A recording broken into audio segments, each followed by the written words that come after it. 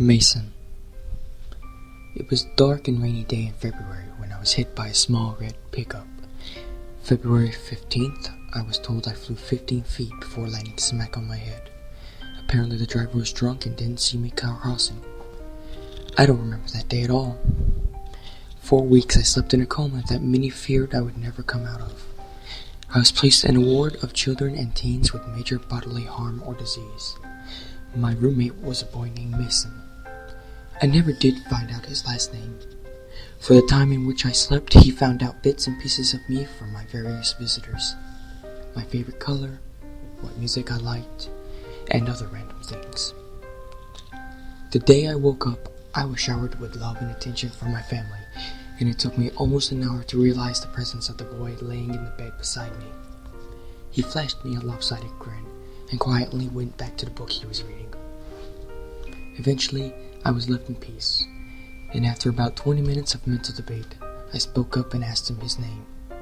His voice was smooth and low, and never failed to make me shudder. We spent the rest of the evening playing 20 questions and becoming familiar with each other. Eventually, my doctor would break our quality time and give me the lowdown on my injuries and what the healing process would be like. He told me that when I was hit, not only did I give myself a nasty concussion, but my legs were also broken in my oh-so-gracefully landing. They said I had a 60% chance of ever walking again. We became close instantaneously. The nurses would laugh and say we already looked like an old married couple bundled up in bed watching whatever soap opera happened to be on television. Mason would just flash me his trademark grin while I blushed and buried my face in his chest. We both had our good days and bad ones, Mason and I. On a particularly tough day of treatment for him, we both lay together with him trembling in my arms. I'll never forget the feeling of his soft hiccups with a knot at the pit of my stomach.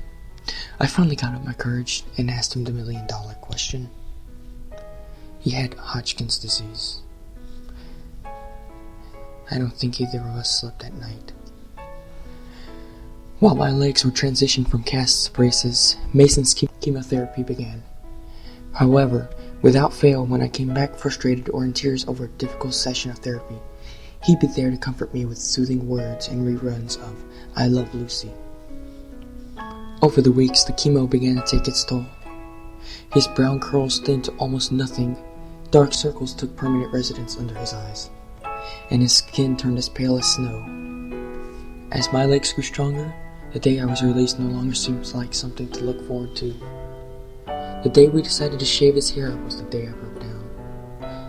I told him I would do anything. Give blood, bone marrow, anything to make him get better faster.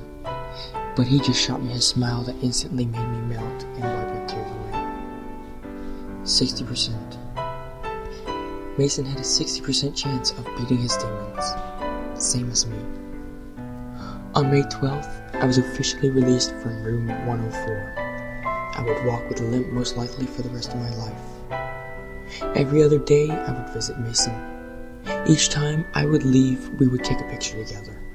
Over the months, I could compare our first picture and our most recent one and see how much he was deteriorating. It was heartbreaking. August 17th was the first time I lost him.